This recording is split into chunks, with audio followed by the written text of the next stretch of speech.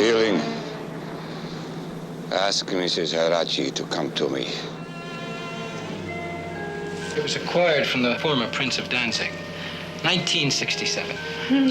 Lambert knows the exact hour and date each piece was purchased. He's got the carats, cuts, and settings on a master list.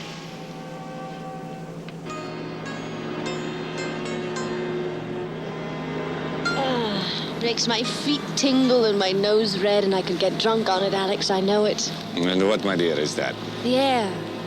Clean, clear, crisp. It's one of my favorite memories. Christmas in the Alps and the north wind, just like this, never letting you forget you're alive. See you later, darling. Downstairs? After a while.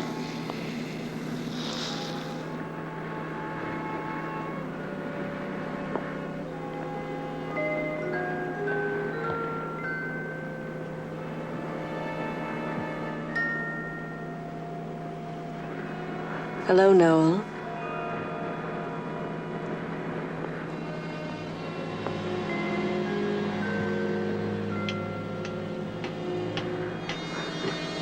Mr. Lovell.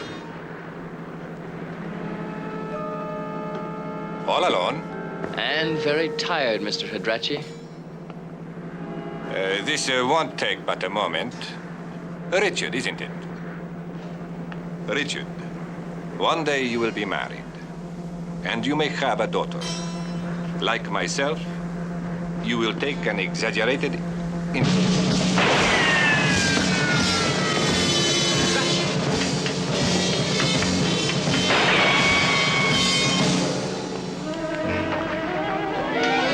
What happened? Someone tried to shoot him. His pills. Get Lambert.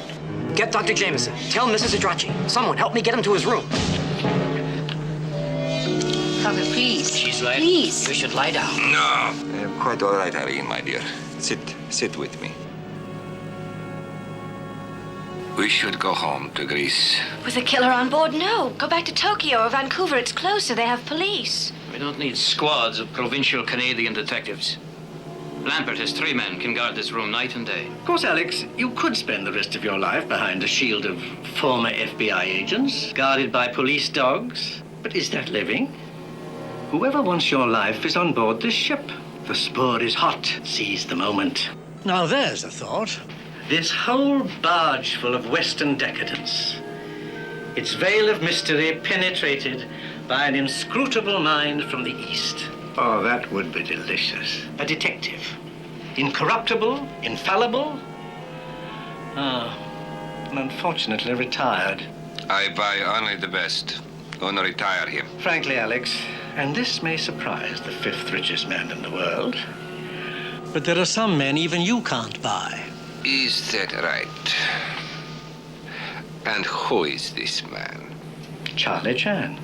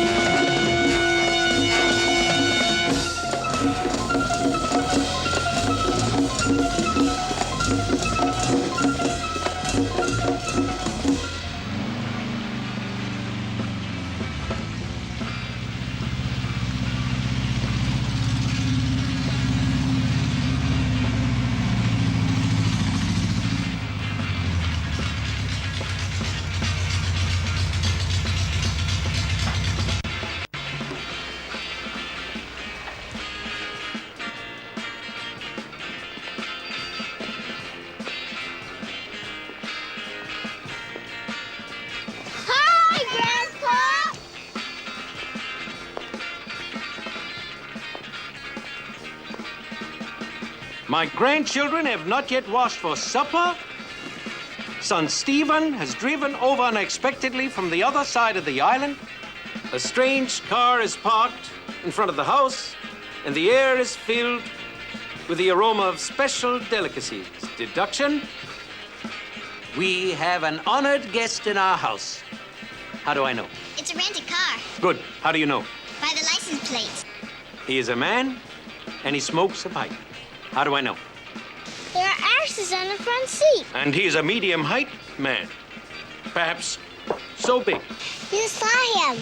No, I saw only the position of the front seat move forward to make room for a man with medium-long legs.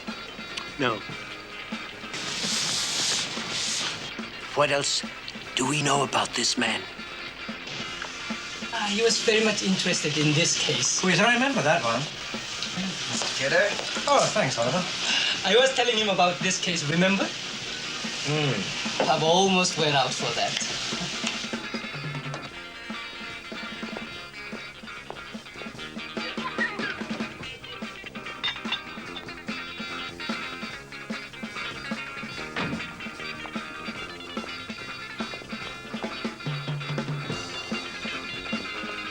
Oliver, here's Pop now.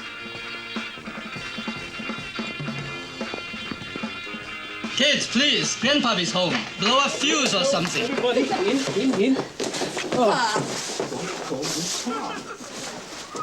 Oh, Andrew. Charlie. Oh, unexpected appearance of long-absent friend like finding $5 in pocket of old suit. Pleasant and most rewarding surprise. How are you, Andrew? Well, at the moment, I'm stunned by the fertility of this volcanic paradise. Son Stephen has produced his own rock group. Doreen has surely blossomed since I was last here. While Oliver and Mai Ling seem obsessed with engulfing you in a wave of grandchildren. As for you, Charlie, well, apparently you've found someplace on this island the elusive fountain of youth. Oh, when one has reached the age of 60, Andrew, it is only the wrinkles within which matter. Fortunately, I have been very well cradled in most happy family compound. Come in, sit. Ah, thank you. Genghis.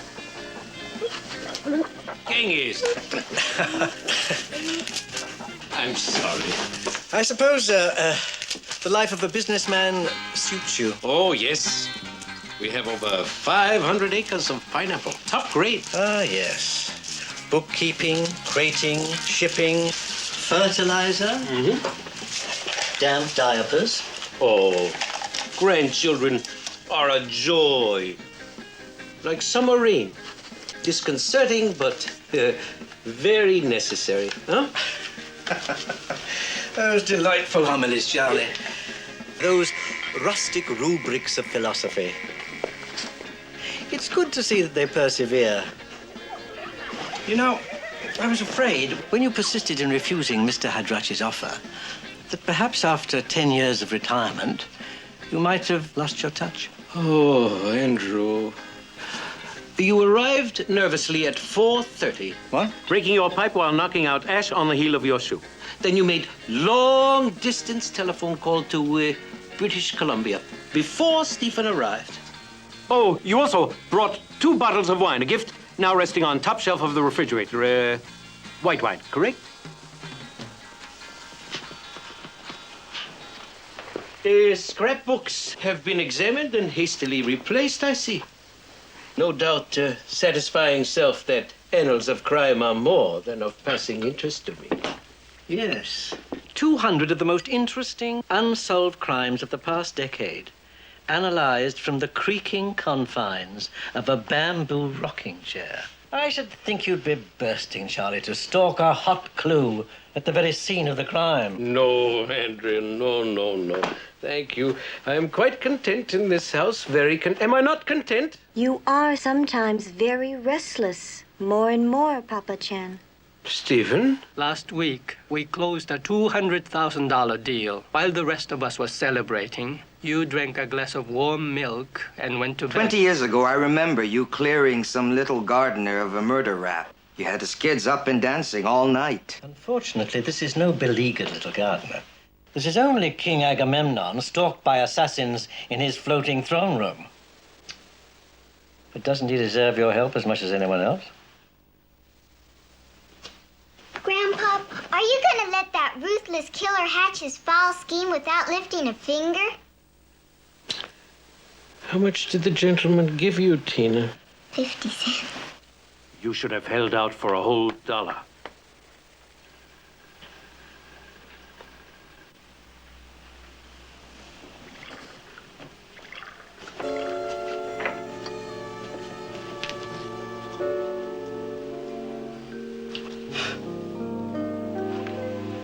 Look. Berlin, Cairo, Hong Kong, Vancouver.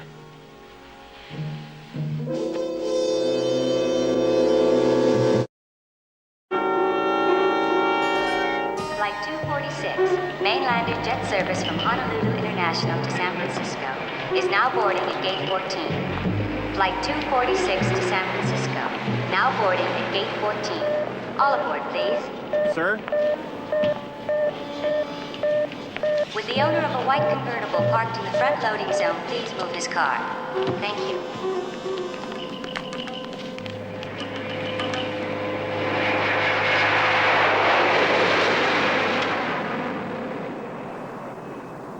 Paul and Irene, then, are Harachi's children from his first marriage. Yes, their mother was killed in a plane crash along with 50 more impoverished souls.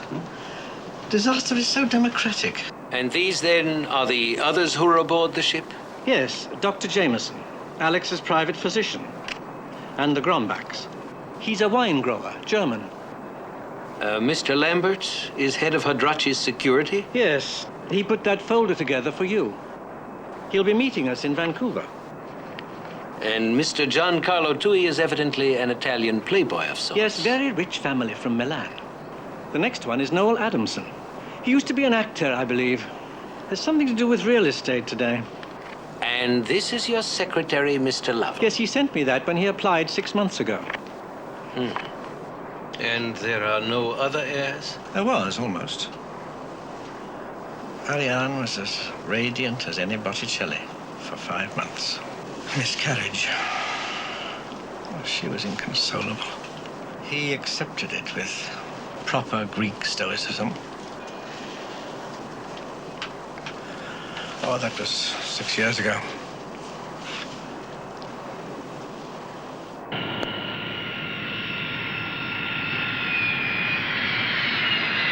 Flight 12, non-stop jet service to Vancouver, British Columbia, is now boarding at Gate 5. Yes, sir, that flight is already on board. Thank you. Non-stop jet service to Excuse me. Vancouver is now boarding at Gate 5. International passengers proceeding to Canada may use facilities at the east end of the terminal. Thank you.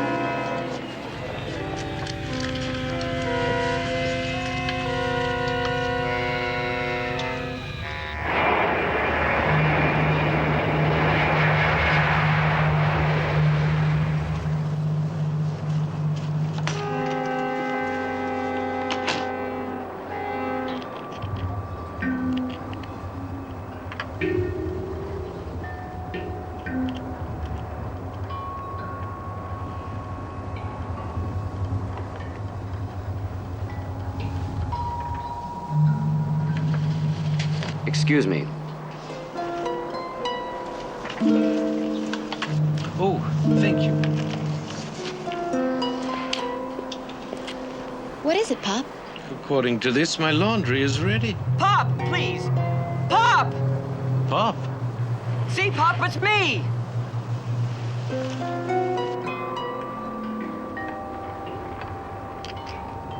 Do you know him? Yes, slightly. I'm his son, Peter, number 8. Who is supposed to be studying psychology in San Francisco. Who is also black belt judo champion. And father's personal bodyguard. I have no need... It's a family decision, and you're hopelessly outnumbered, Pop. All right. On one condition, no more pop. Pop is a sound. Pop is for champagne. Pop is for balloons. Pop is for music. Pop is for art. Pop is for soft drinks. Right. Gotcha, Pop.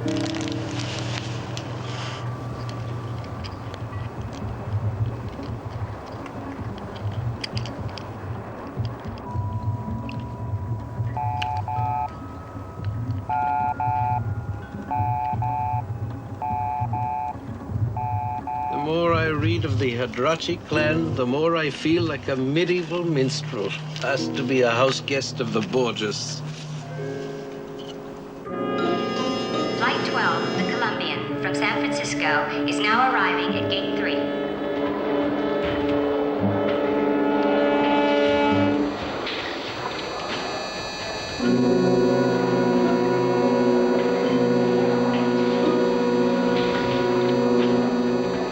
Baggage handler Pete Tucker, please report to the pet counter.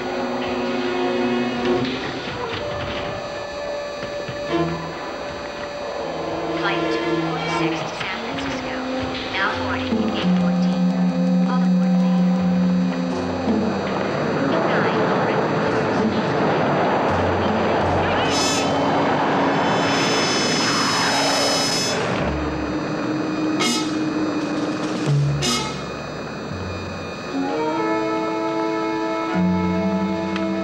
You straighten this out.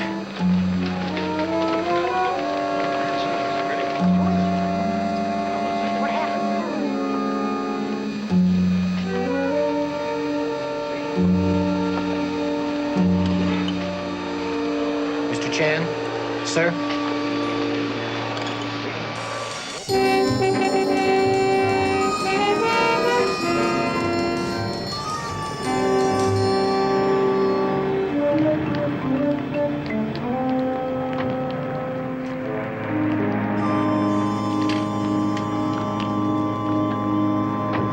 Hey, daar leed ik door, hè? 多謝先生。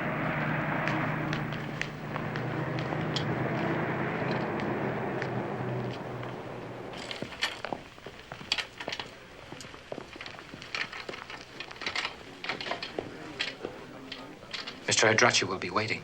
Oh, yes, thank you.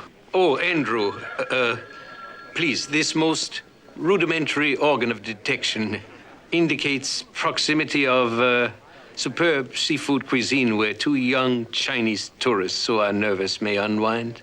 If you would. Of course. Don't worry, Pop. I'll take care of her.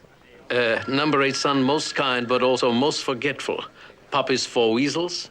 Pop is for corn. Thank you. We try not to keep Mr. Hadrachi waiting.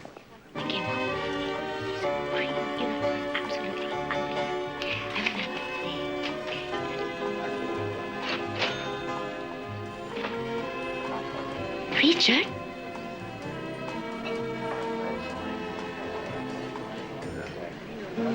What's wrong? Nothing. Nothing.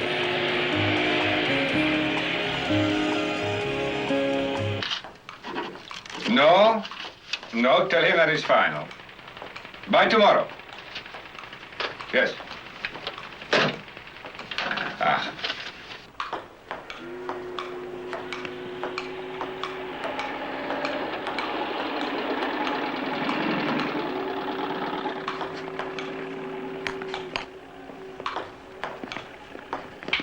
Hampton wins by sheer obstinacy.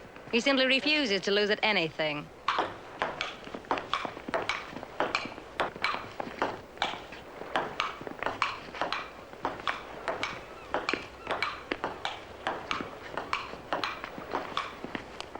Senor Adamson.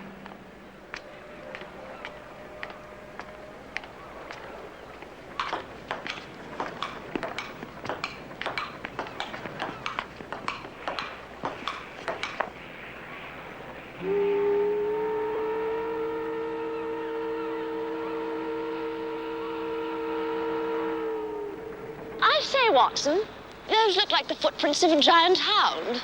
Which obviously has consumed bullet intended for your husband. How tall was the assassin, Mr. Chan? Did he have a scar on his ring finger?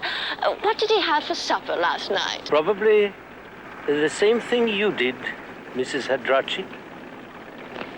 And now, if you will excuse me.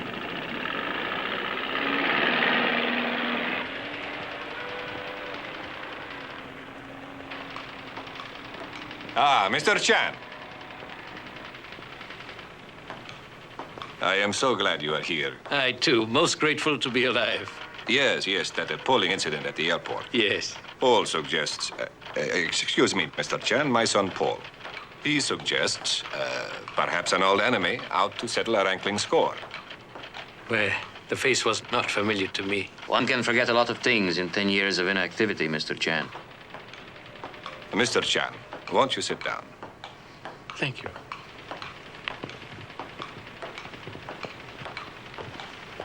Paul has expressed concern that this is to be your first private investigation. Honestly, Mr. Chan, will you make such a snap judgment about your attacker if you still had access to all of the fingerprint records, the laboratory tests, the official connections you once had as a member of the Honolulu Police Department?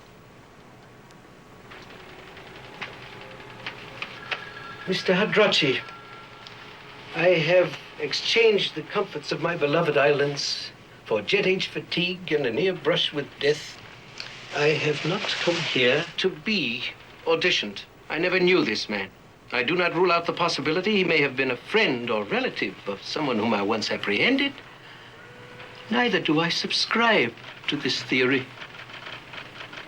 I merely feel that since my comings and goings are no longer a matter of journalistic front-page conjecture, it is a noteworthy coincidence that someone boards the plane at San Francisco and subsequently tries to kill me just when I am on my way to you. My father was shot at aboard this yacht hundreds of miles out at sea. What possible connection? This is an age of instant communication, not always reserved for innocent messages. My assailant was a professional, recently arrived from Hong Kong, probably sent for.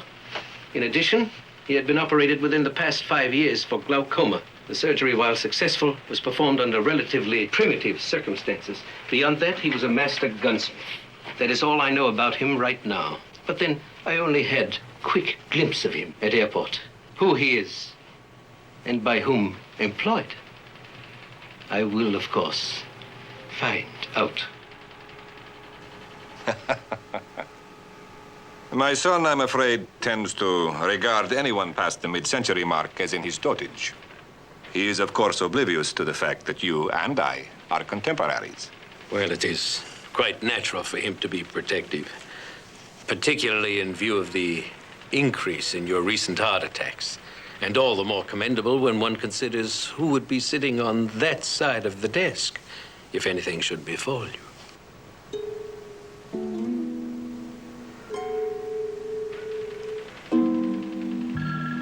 Mr. Chan, you were raised, no doubt, on Confucius. I am Homer. There is a passage from the Odyssey, difficult as always to translate, about those who are born to lead, who, mingling with the common crowd, find themselves lost in the affairs of ordinary men. I must confess to you, Mr. Chan, I may be lost like that, blind to the emotions of the characters common to our tragedies, whom are surrounding me: physician, wife, author, children, palace guards, rivals, jesters.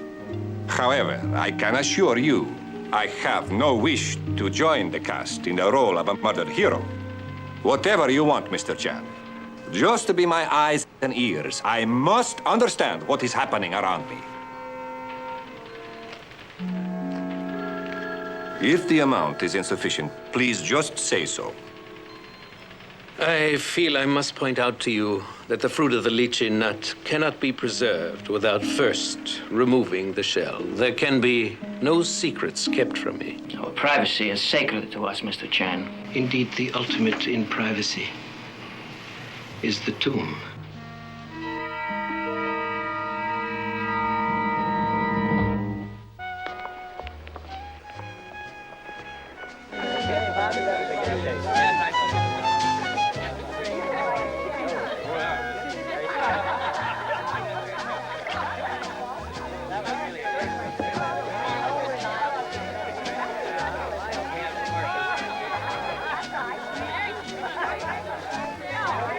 Casanova? Giancarlo. I never associate you Italians with Casanova. Surely one thinks of linguini in Italy, not lovers. Signora's being adorably contrary tonight.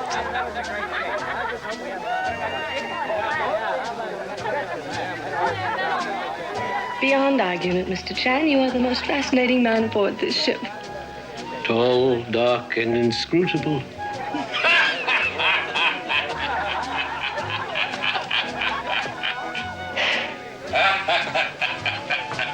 Sometimes he wakes up in the middle of the night, terrified and trembling. Doesn't matter what I say or do. Nothing seems to make any difference. Once a night means always a night.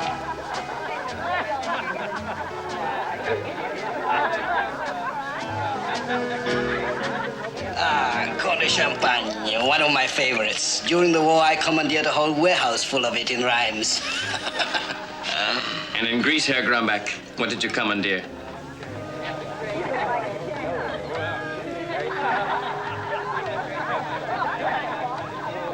Mr. Kidder's certainly very lucky. What exactly does one have to do to merit one's own confidential secretary? Dangle your participles, Mrs. Grumback. Dangle your participles.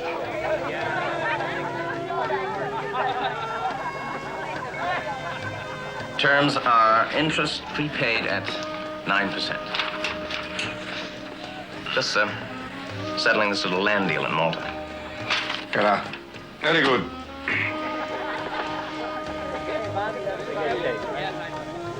He has got a nibble from another group. I just as well get him off my back.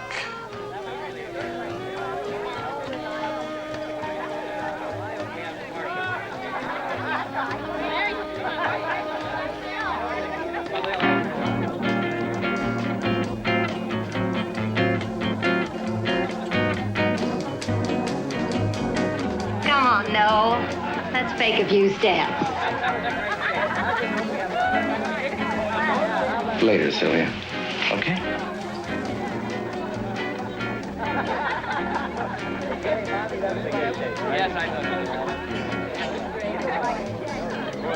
Well, I merely observed that Mr. Grumback, who is supposed to be a wine grower, is totally unfamiliar with the two greatest years of German ice wine. Moreover, the seal of the ring which he is wearing is that of a German engineering society, and his accent is not from the wine-growing country at all. It's more Bayerisch Deutsch from Baden-Baden. Well, following graduation in 1939 from the Institute at Leipzig, Mr. Grombeck, real name Henninger, spent 6 months revamping the cryogenics lab at Dortmund.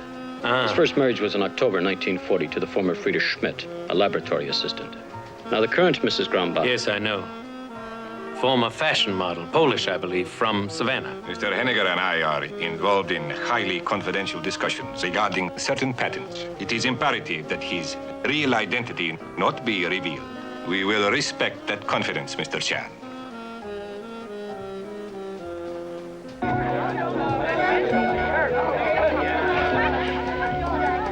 I was thinking about what you asked me yesterday. About my mother. What it used to be like. That's my dear. If we can educate these musicians, But Father, what about your heart? my heart is Greek. It will understand.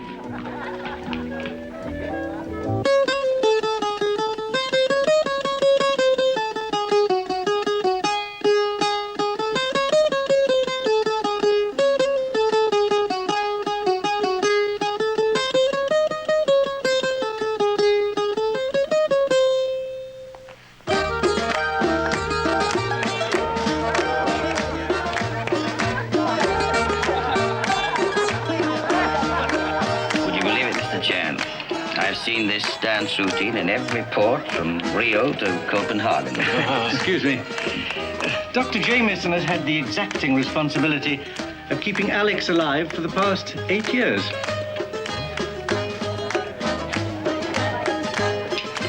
What keeps you going, killer? Bottle of bile every now and then? Occasional spleen transplant? Doctor? You mentioned Berkeley. You don't happen to know Professor Calvert, do you? Cecil Calvert? He's head of the neurology department. I room with his son. You remember, Pop?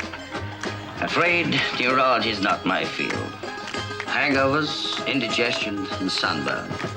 That's what you specialize in on the jet set circuit. 7 years, I've watched you freeload and listened to your scorn and so-called wit. And I've yet to find you amusing. The cynical, accurate eye of the author is not always appreciated. Neither is your constant stirring up of trouble. We're not here to act out scenes for you and hand you dialogue for your rotten novels. Treat us with respect, kiddo. That'll get out.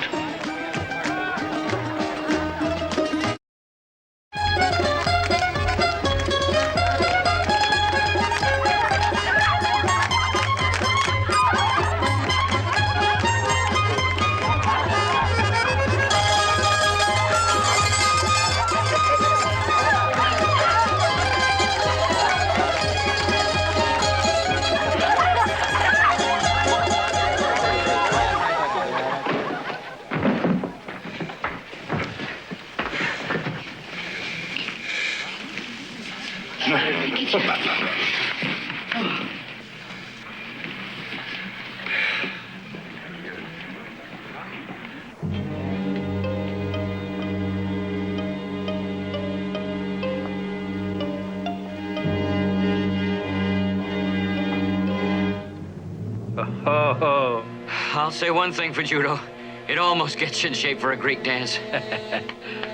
Where is your nimble sister? No midnight rendezvous with the Grecian princess.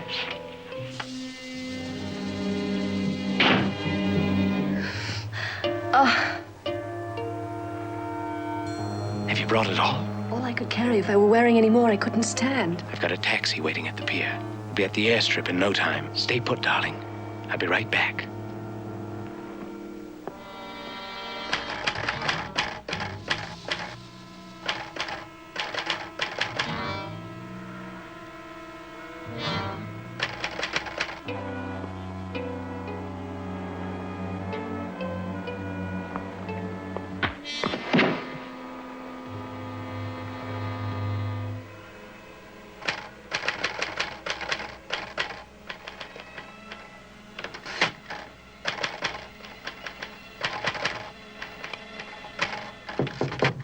Yes?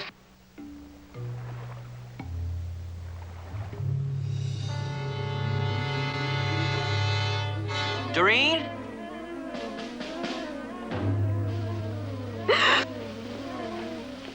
Doreen!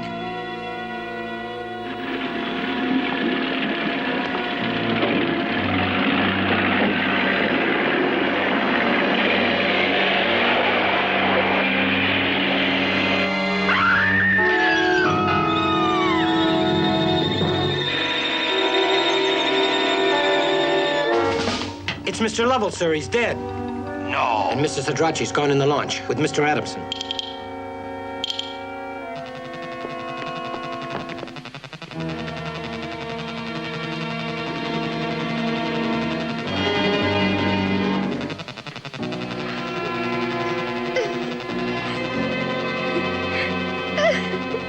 He's dead. About 10 minutes. Get out there! Both of you!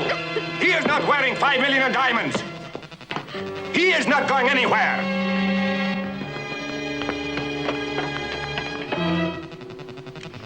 Please, touch nothing else. And close off at the end of corridor. Eh?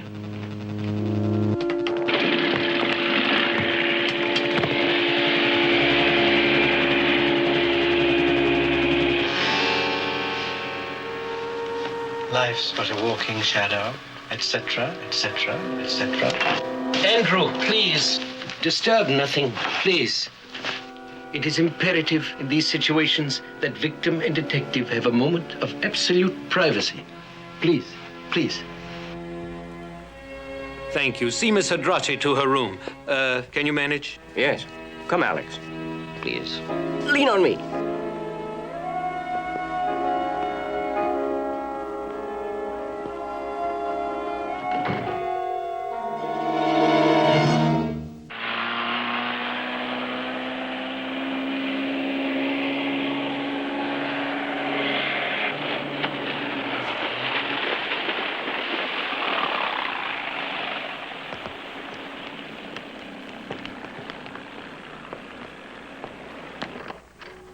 Hey, Pop?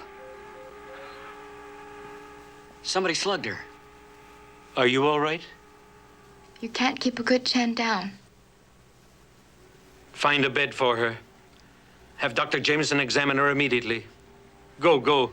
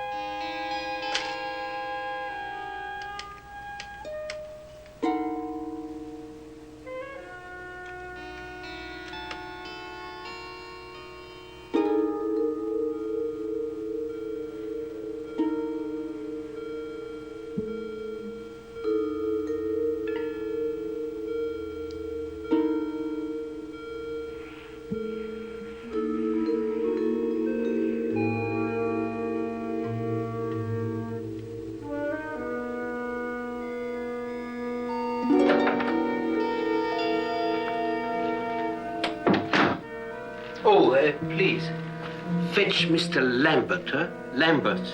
I want this door locked. Thank you.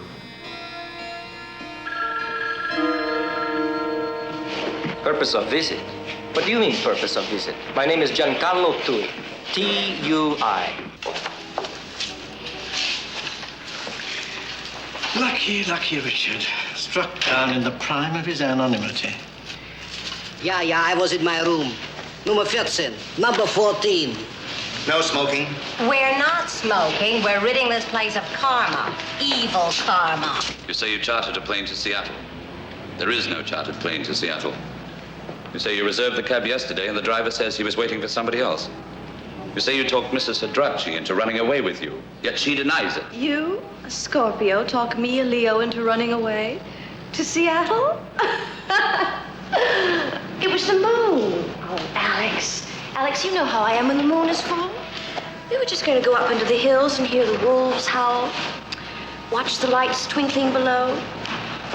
My son is ready to go to work. Is the moth ready for the candle? An unfortunate metaphor. Nevertheless, I have reason to believe that Lovell was typing something other than the old manuscript left in his typewriter. Perhaps Adamson picked it up, since it is not on his person. If it was evidence, he'd want to get rid of it and as far from the scene of the crime as possible, right? Very good. Miss Chan, is Adamson the man who hit you? I only saw his eyes. It's so hard to be sure. Was he the same height? I hardly knew Lovell. You've been on the yacht together for a month. The same might be said of Giancarlo, the Grumbachs. They didn't run off. I told you that was a coincidence. But you couldn't make a positive identification. Why did you really come here? To swing a deal, I swear it. Kidder put me onto it. Kidder? Yeah, we met in London. He steered me into contacting your father. Inspector Mackenzie! You impound my ship. You charge my wife as an accessory. And now you want my passport. I could make one call to Ottawa, Inspector, and have you washing police cars, not driving them. Unfortunately, Mr. Hadrachi, the phones are busy for the moment. Now, I can send a man for your passport if that is more convenient. In the meantime, your full name is Alexander Constantine Hadrachi, and you're exactly where at 10 p.m.? The world's greatest detective. And what have I got to show for it? Lovell murdered, my wife slandered, and I, Mr. Chan, forced to suffer this plodding, provincial investigation. This is no labyrinthian maze, no Gordian knot, no Olympian challenge. It is a simple case, which I would have expected you to dispatch as handily as Hercules strangled the serpents in his cradle.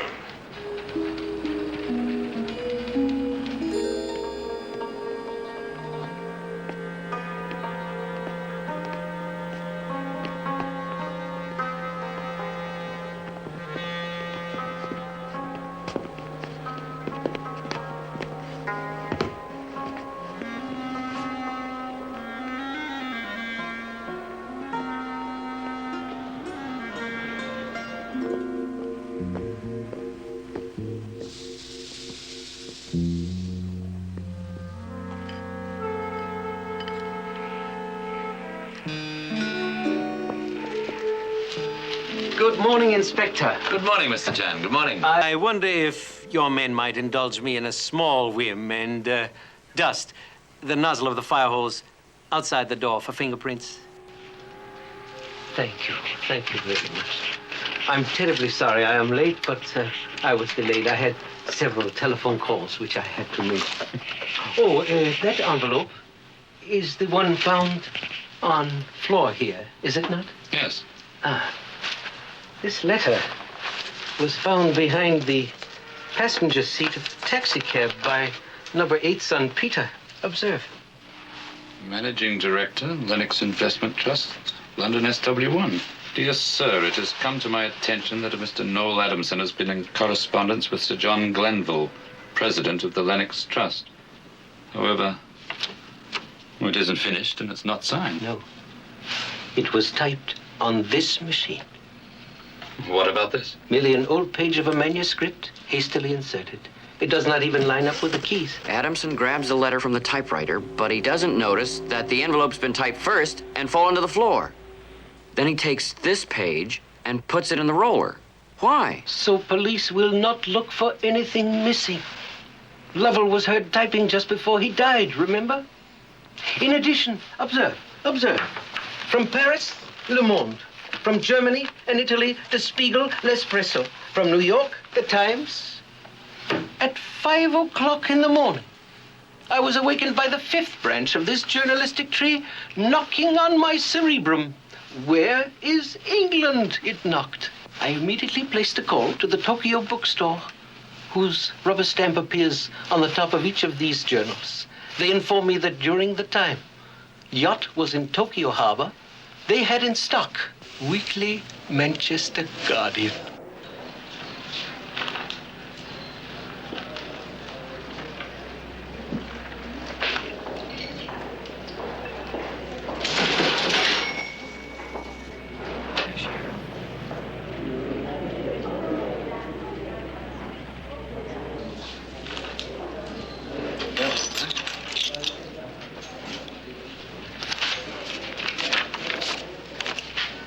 Vancouver to New York, or...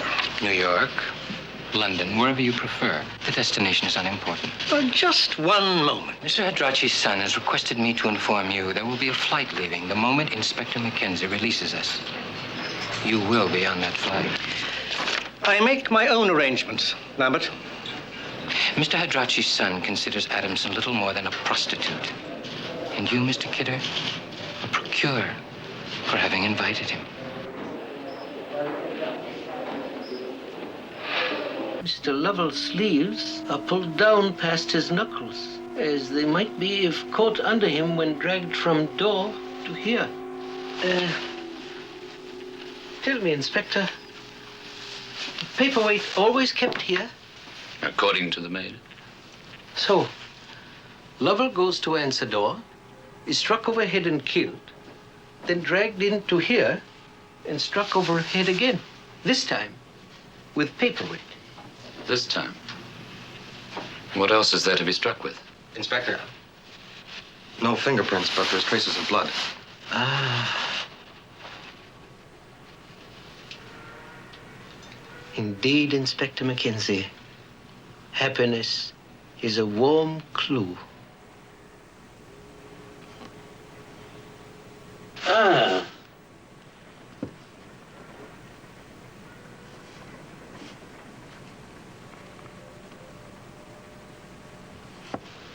It is wisely written. Even a hair casts a shadow. Inspector. I found this in Adamson's closet, crumpled on the floor. Blood? Burgundy. Chambol Moussigny Les Amoureuses, 1962. An extraordinary bottle. You remember it, Peter. I first noticed a spot on shirt last night at about 9:30, I believe. What about the hair? Oh, placed last night over lower drawer file cabinet as primitive but very effective burglar alarm. But then you opened drawer, Inspector. No. Someone has. Looking. A day without wine? is like a meal without sunshine. Old Italian proverb.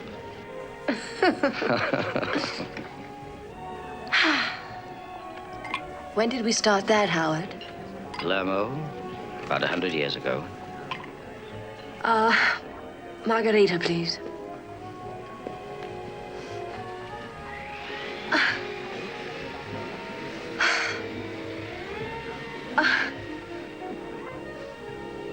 Alex did it to you again, didn't he? Just a little slap here and there. Your conventional reminder of men's superiority. Bartender, give me some ice, please. Bucket full. His passport was forged, fingerprints thus far untraced. He could be of any nationality. The question still remains to be answered. Who shot at Hadrachi? Elementary. 3 years ago, a minor office holder was killed when someone took a shot at the premier of our province. They searched for enemies of the premier for months, until the mistress of the office holder admitted her guilt. So that shot wasn't meant for the premier at all. Everybody just assumed that it was meant for him. Exactly. In our case, we assumed that Hadrachi was the intended victim of that first attempt, when in fact, it was Mr. Lovell, stalked by Adamson. As I said, elementary.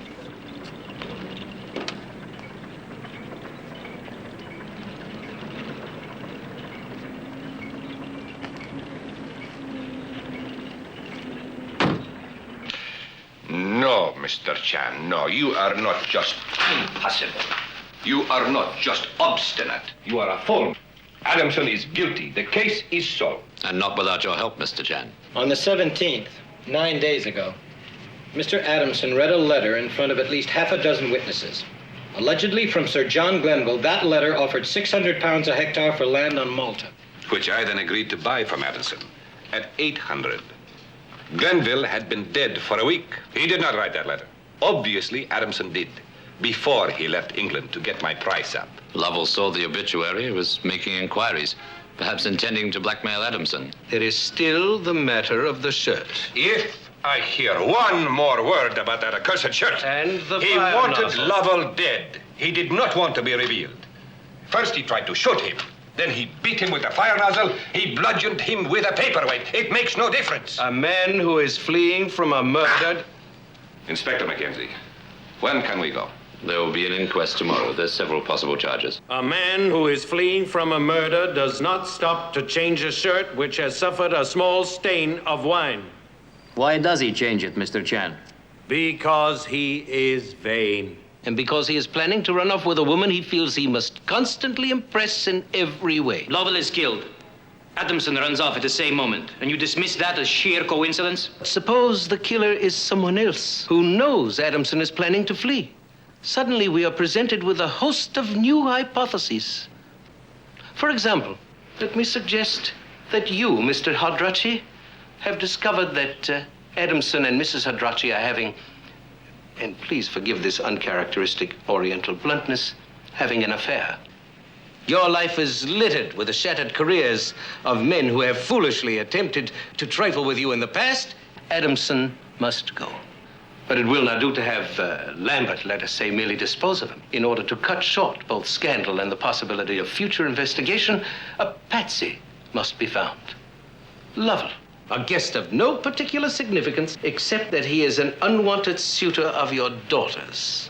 Suppose that it is you who arranged to have the letter sent to Adamson. Suppose it is you who furnish the documents which make it appear that Lovell has caught on. Suppose it is you who has a man plant the letter in the taxicab. And suppose it is you who hire no less a detective than Charlie Chan to make certain that all these incriminating pieces click neatly into place. You have proof of these allegations, Mr. Chan? Not allegations, Inspector. Merely one example of all the possibilities which must be thoroughly explored. I have never turned my back on a man I thought might be innocent. And at that inquest tomorrow, even if as a private citizen, I must be... Must do what, Mr. Chan? Prove yourself a naive fool? Where have you been for 10 years? In a Buddhist retreat?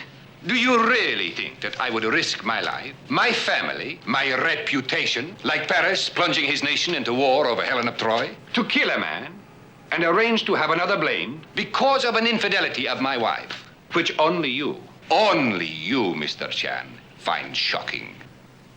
Infidelity, Mr. Hadrachi, is one of the most common motives for murder. But I, Mr. Chan, am not one of the most common men.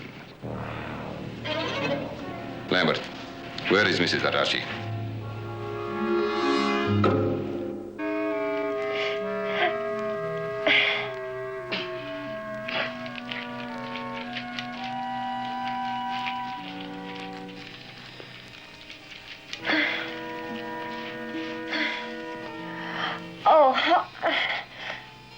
Oh, that's enough. That's enough. I'll never thaw out.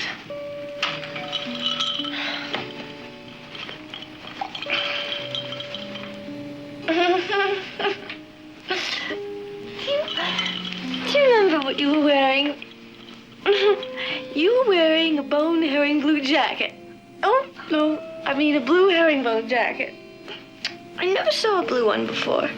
When? 6 years ago, when I almost sneaked that little baby across on him. Take it easy, you said to him, remember?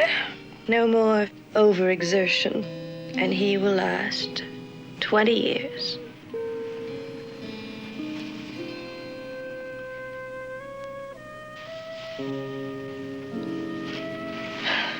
I would have walked out on the men, Howard. Really, I would. Why didn't you? Because I'm a woman, Howard. And I have a woman's intuition. And that little message of medical good news just didn't make it for me. Dr. Jameson is telling me a charitable little white lie. That's what I said to myself. Of course, I didn't really expect anything to happen right away, but how much longer does it go on, Howard? Ariane? I'll, Oh, it is no secret, Howard, not after all these years.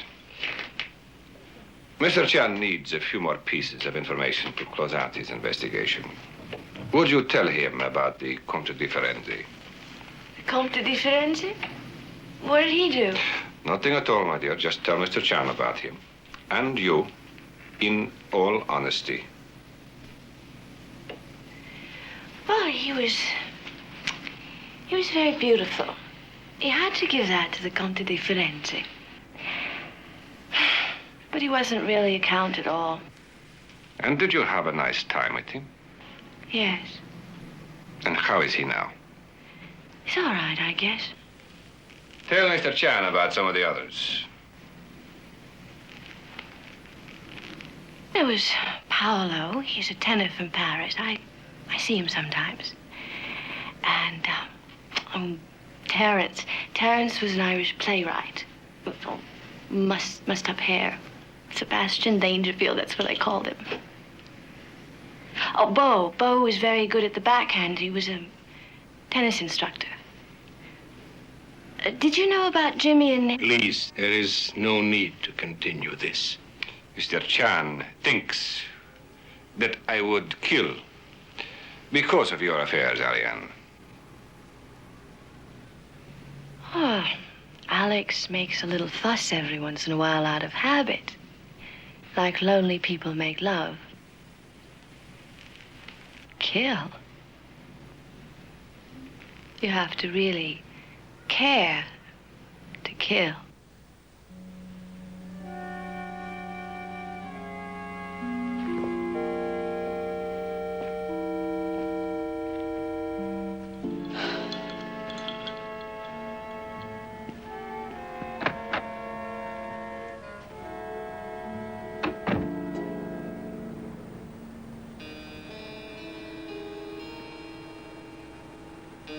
Funny thing about doctors. They have a notorious reputation for drinking. Comes from seeing a lot of suffering and having a healthy respect for anesthesia. we're also in a constant moral dilemma. We find the truth, but we don't always tell it.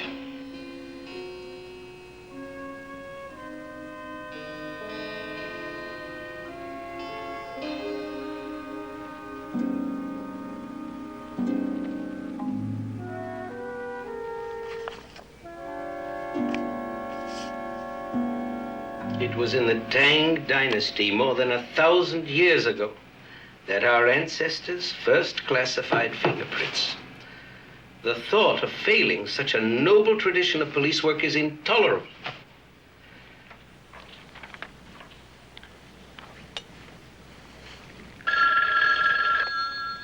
Yes, Hong Kong. Hey, Gim, go hi Charlie Chan. Go se hong mon ne. Yo yak go si ke. Ne hong yak kon gin. Hoge yao sao. Go jin hai doim je bot nong. Doje sai. Kim Lee has tattooed over 10,000 customers. But if he says the man had a Swedish accent... yes, I would like to place a long-distance call, please, to Stockholm, Sweden. Yes. I want to speak person to Inspector Pierre Gunderson. The number is 45610. Yes, thank you. No. Who searched Lovell's stateroom? Lambert? Irene? You don't know? And what are the others saying tonight, with Adamson safely behind bars, and Mrs. Hadrachi's affair a matter of common knowledge? Come, children, come! Where are my little pitches with big ears? Let's go. There. See you later, Pop. Ah, Andrew! Oh, come in, please do. I'm sorry I don't even have a cup of tea to offer you. Come in. Not my drink anyway. Any more than these are my people. I'm leaving. We authors have strange compulsions. Did you know that Camus said he almost went crazy when he was writing The Stranger? All alone in one room for a whole year. I do it 6 months at a time. A chair, bed, desk, typewriter, a cell. But the other 6 months, I always managed to get away, like an inmate escaping the asylum.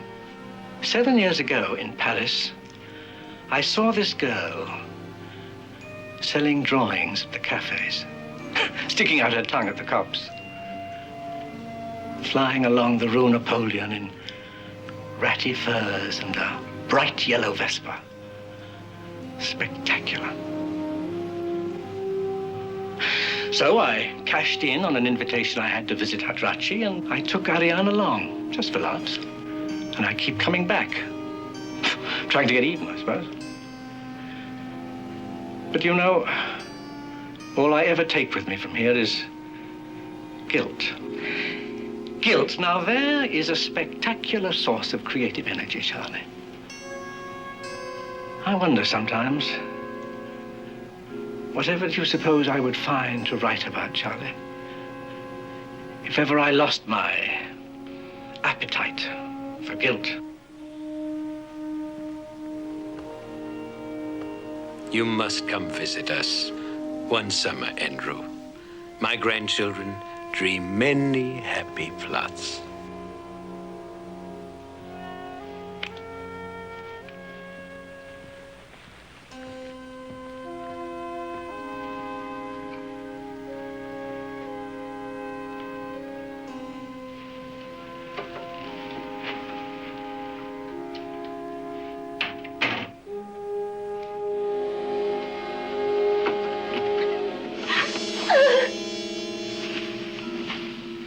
Ariane? Oh, my darling child. Dr. Jameson's told me the most terrible thing about Alex. I don't got the hate, I say it. I don't got the blues, no mama. I got living straight. Well, the only man like a bitch flying. Really, Mr. Chan, you ask almost as many questions as Mr. Lovell used to.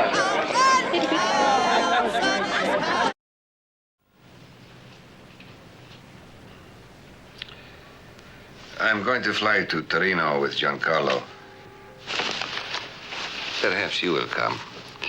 We could go to Venice. Why don't you do over the apartment there? Do it in yellow. Lemon yellow sheets satin.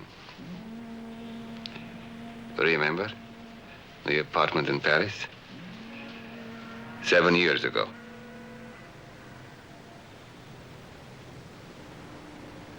You said the color was sensual. I said, I thought it was different. No. No, you distinctly said it was sensual.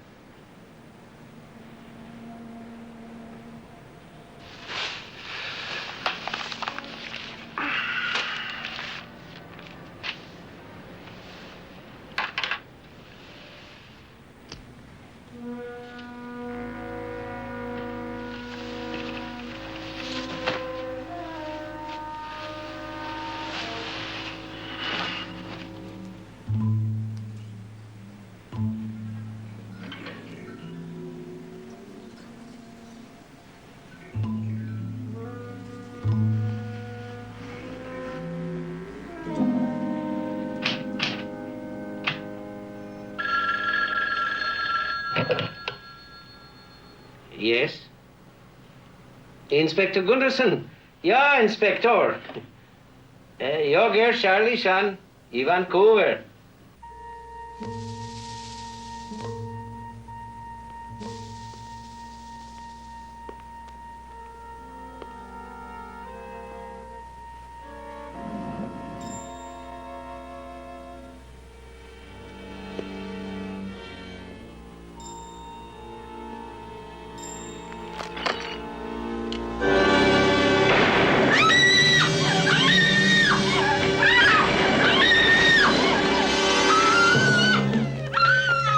Mr. Hadrachi!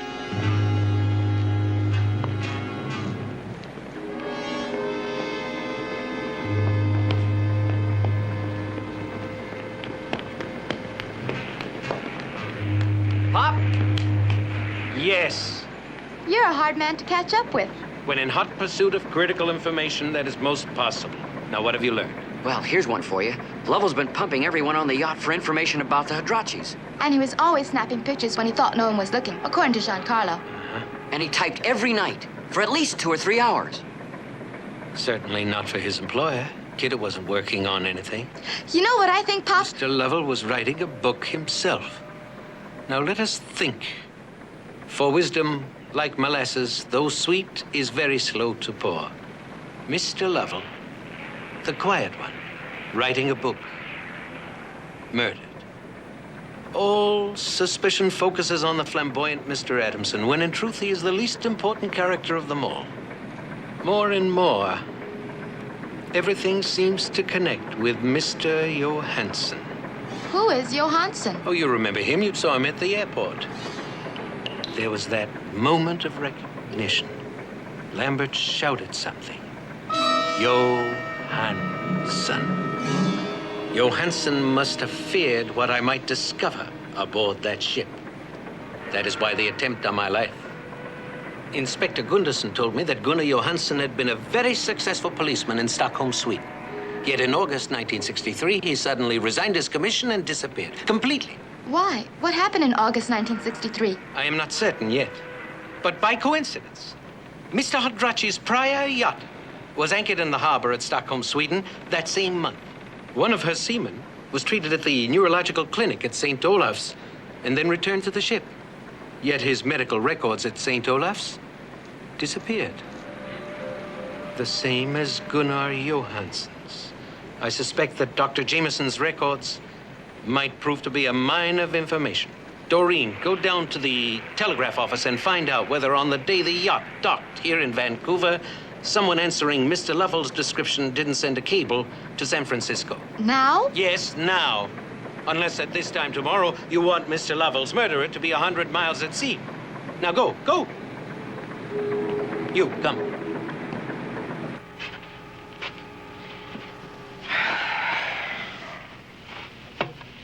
Scotch and soda, double. I'm sorry, Mr. Kidder, we are closed. It's a $5 drink. Get it.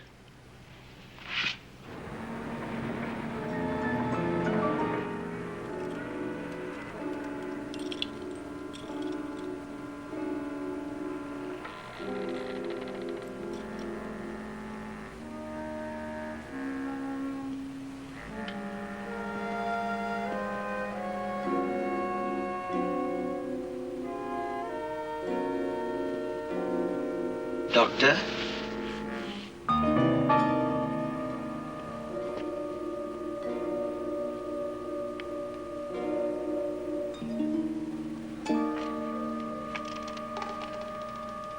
Forgive us all in death?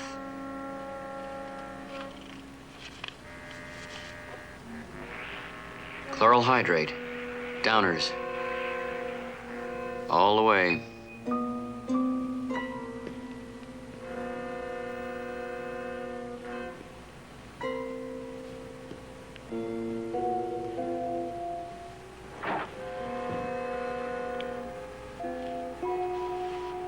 Vaccinations, prescriptions, surgery.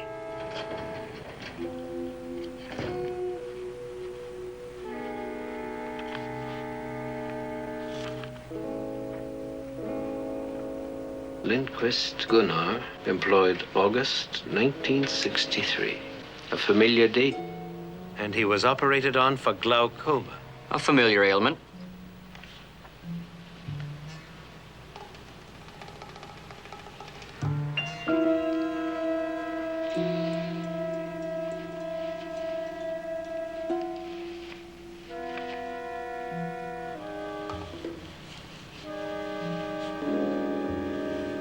Cecil Calvert, your professor. Jameson said he never heard of him before. There are no books on heart ailments. I think, Peter, it is time you found Inspector Mackenzie.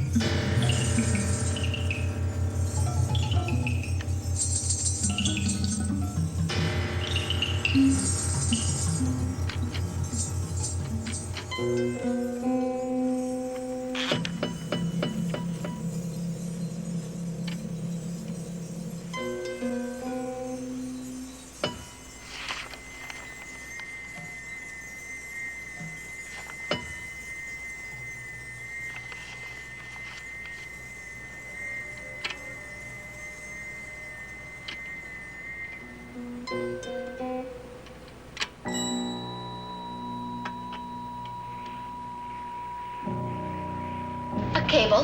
Where do I go to send a cable? Ask for CP Communications on the house phone.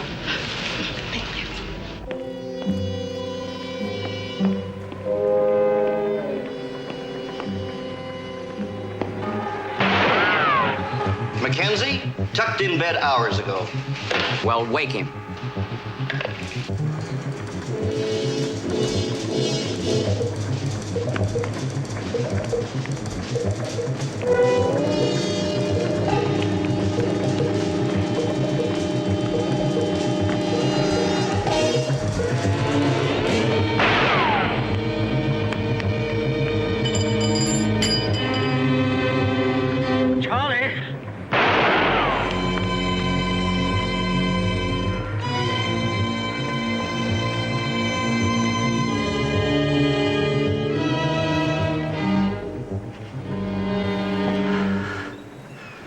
Charlie?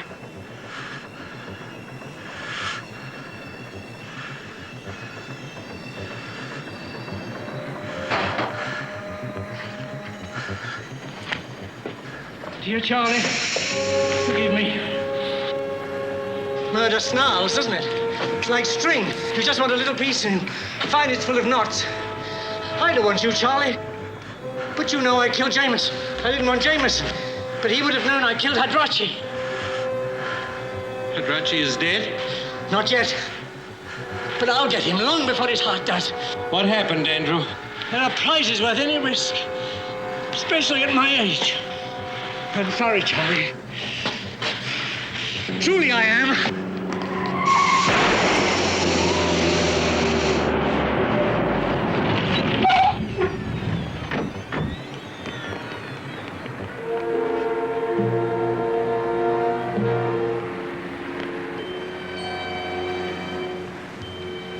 Well, at least it's all over.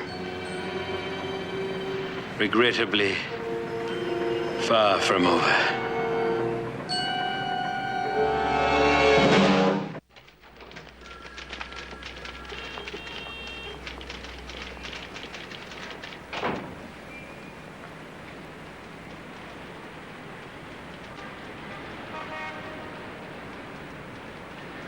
It has been 10 years since I last spoke to gatherings such as this. I do so this morning with Inspector Mackenzie's kind encouragement to uncover the truth. An encouragement and enthusiasm, I might add, which I did not encounter from you, Mr. Hadrachi, when I first arrived to undertake this case. You failed to impress me yet, Mr. Chan. Indeed, that is most unfortunate, for you have impressed me. Miss Hadrachi, who beside Mr. Adamson would you say would want to see Mr. Lovell dead? I don't know. The Hadrachi family of Greece, the Tui family of Italy. It would have been an historic murder, would it not? Except for Mr. Lovell. Mr. Hadrachi has long since dissuaded me from such an aspiration. As he also attempted to dissuade the now deceased Mr. Lovell. In this, as in so many other matters, you are truly an enigma. Why this paranoid obsession with security? Why your pills under lock and key? Why the zealous protection of your daughter? Have you no idea what it is he fears, Mrs. Hadrachi? Since 1963? Since just shortly before you two were married? No. Didn't Dr. Jameson tell you before he was murdered by an overdose of chloral hydrate? A powerful painkiller and sedative stocked in copious quantity in his medicine cabinet. Not that too, killer. Damn you! How long did it take, Andrew? 5 minutes? 10? Did you tell him how just when you believed her hopelessly lost to you, Ariane came to you and promised you undying gratitude in exchange for killing her husband? You agonize us with your theories and innuendos. What am I to believe? End this, Chan, quickly. One does not quickly paint a portrait of so bizarre and mysterious a family as yours, Mr. Hadrachi, if I may continue. Let us first explore the theory to be presented later today at the inquest that Adamson murdered Lovell. You received a letter from London. Which I did not send. A letter which Lovell purportedly detected as a fraud when he realized that Sir John Glenville was already dead. Tell me, Andrew, how did you happen to engage Mr. Lovell? My former secretary left me for a better paying job. Lovell happened along at precisely the right moment. But did he just happen along? Perhaps it is for the purpose of blackmail that Mr. Lovell has so determinedly gained access to this yacht. He is onto something. He is seated in his room, writing to England for more evidence when there is a knock on his door. Yes? He rises and inadvertently brushes to the floor the envelope already addressed. Mr. Lovell, for all we know, has called Adamson to his room to taunt him with this knowledge.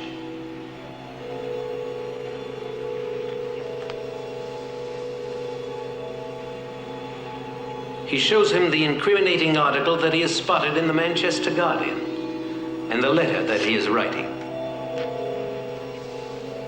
Adamson, virtually without funds, is desperate to swing his land deal with Mr. Hadrachi.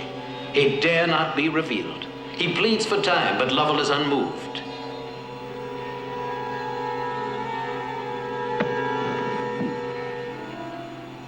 Adamson thinks fast.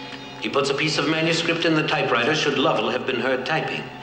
Concealing his motive by taking with him both the letter and the newspaper, he flees, masking that flight as a last-minute lark with Mrs. Hadrachi. The newspaper is possibly tossed into the ocean. The letter, temporarily forgotten, is stuffed into the back seat of the taxicab. But was it really Mr. Adamson who put the letter there? Are there not others who needed to see Mr. Lovell out of the way? Let us assume that one of them wishes him dead, and Mr. Adamson to be framed for it. It is then arranged for the letter to be sent to Mr. Adamson from England as part of a carefully invented motive. In the version I believe to be accurate, Mr. Lovell is typing something quite different from the letter Peter discovered in the taxicab. He removes the paper so that its contents will not be noticed by whoever is at the door. Lovell is murdered with a fire nozzle, which is then replaced intentionally at the same time that Mr. Adamson is changing his shirt and preparing to run off with Mrs. Hadrachi. Lovell is dragged into the room and struck again, this time with a paperweight.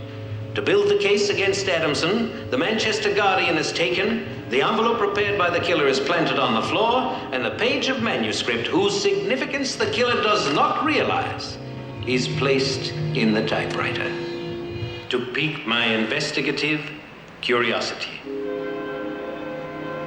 The murderer, however, made one fatal mistake. Mr. Lovell had left the typewriter on stencil, a fact which the killer failed to notice.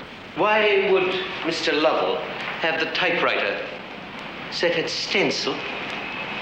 And what was Mr. Lovell afraid could possibly be seen on that page all the way from the door?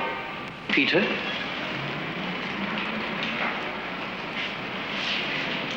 Mr. Lovell did not want anyone to see that the paper was inserted in the typewriter backwards.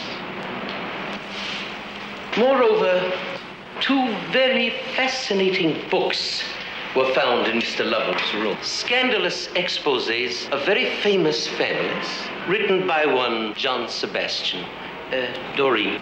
The day the yacht docked in Vancouver, a man fitting Mr. Lovell's description sent a cable to San Francisco. It was signed John Sebastian. It went to a Mr. Gordon Johnson. Gordon Johnson. Gunnar Johansson. This wire photo was received by me from Sweden. Yes, Lindqvist. Hired by you in 1963 and released in 1967 because of failing eyesight. Lindqvist.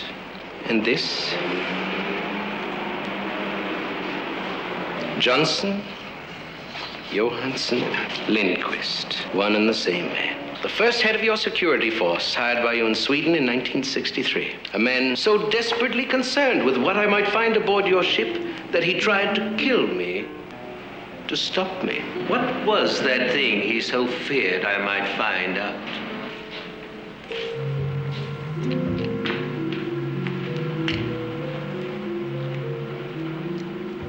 Chloral hydrate.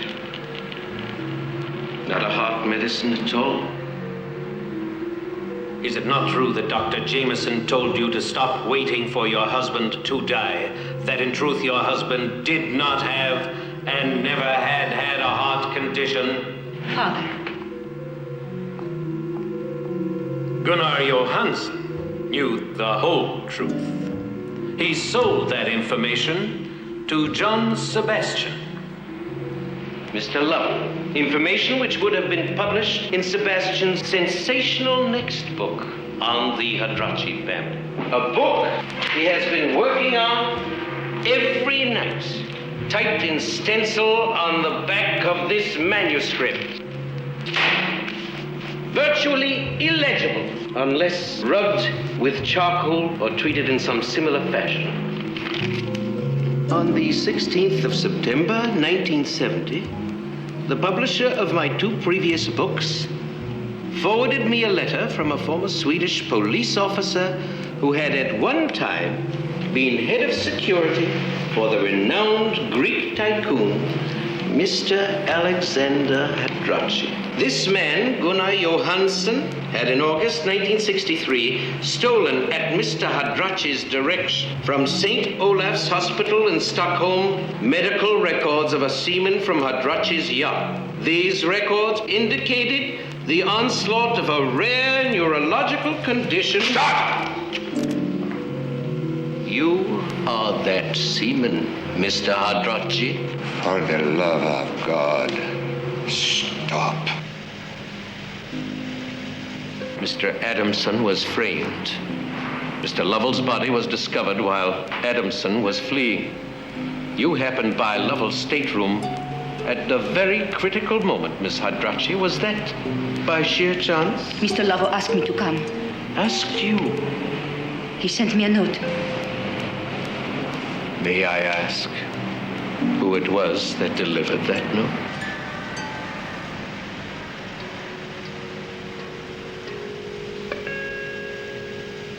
If you're ready, I can draft a confession. Saying that you actually killed Lovell or merely assisted in the details? I accept full responsibility. Mr. Hadrachi, you have an employee more loyal and thorough than I believe even you recognize. The rest of these people can go. My sister.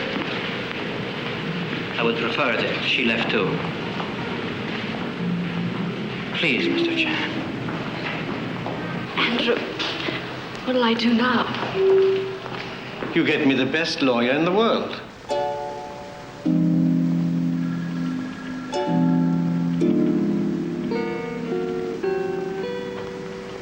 The truth, Mr. Chan. The truth would be very dear to me. Truth does not go away because one is absent for a little while. Come.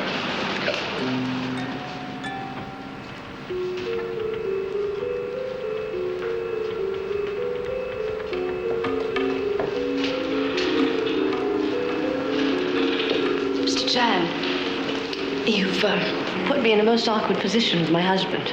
I suggest you will be in an even more awkward position at Inspector Mackenzie's interrogation.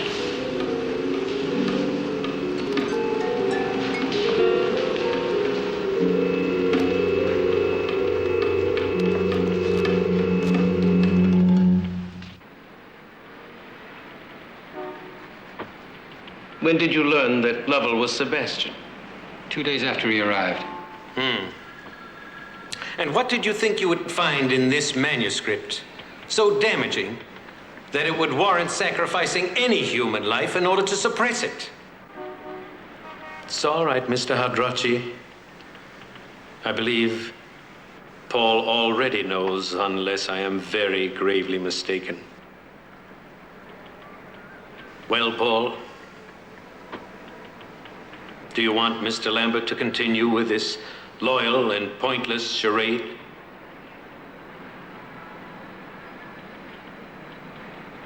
No.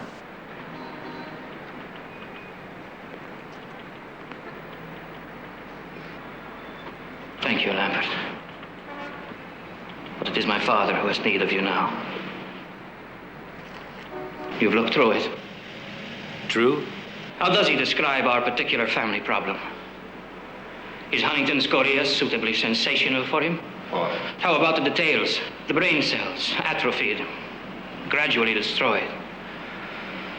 The body less and less in control of itself. Trembling, shuffling. Eventually not moving at all. Paralyzed. Brain twisted by delusions, paranoia, and eventual dementia after 15 or 20 years. Little is left of the animal. Nothing of the man. It's incurable, inevitable. Strikes each generation at a younger age. Known for some time with the man.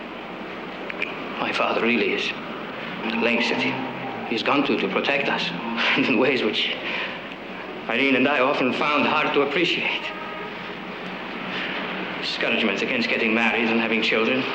Relief when Ariane failed to give him yet another foredoomed heir.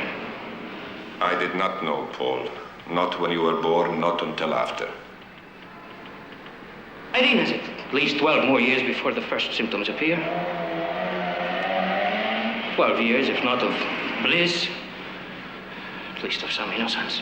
No.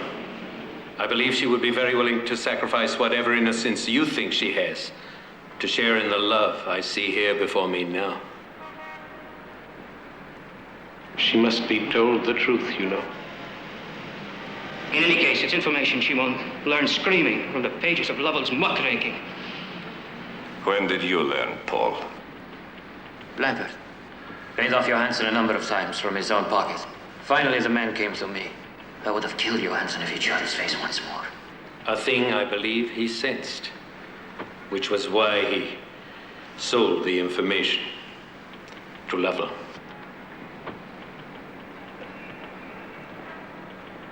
I'd gladly change my job at this moment for that of the car washer once mentioned. I have been working out the confession. In my mind, Inspector. Deprives the public of any morbid fascination. In watching the day-to-day demise of an otherwise fortunate and proud family, if you'd be so generous.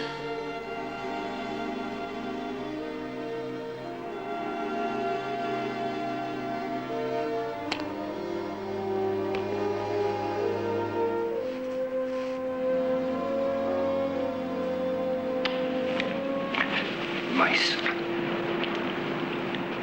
My son. My son. Mr. Chan, there is something else that Homer has written.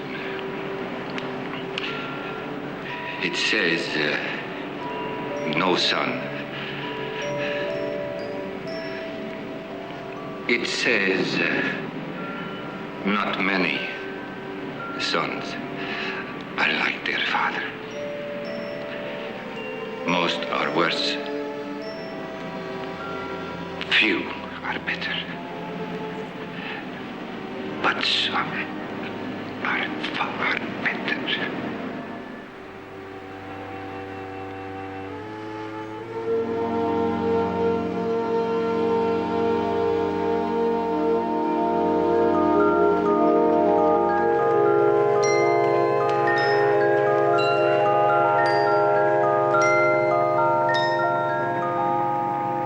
Here's the luggage, Pop.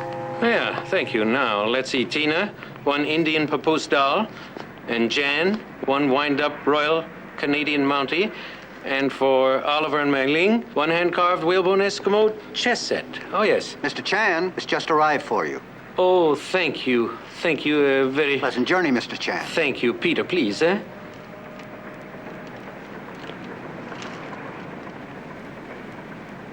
Wrong news always travels fastest. Your father is not out of retirement. Pop, how could the Cushman diamond just disappear? It's the biggest in the world. I haven't the faintest idea, and I'm not the tiniest bit interested, but give me that. It may help while away the time on the plane while I try to decipher why a left-handed lady should write with such obvious haste from Zanzibar on rice paper typical of the East Indies, and why she should have...